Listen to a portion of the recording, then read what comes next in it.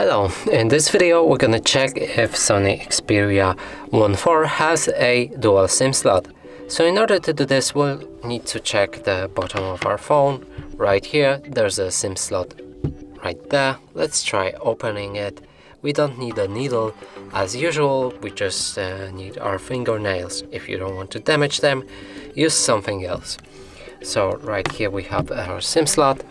And now let's check it out. So here's SD, and on the bottom we have a SIM slot.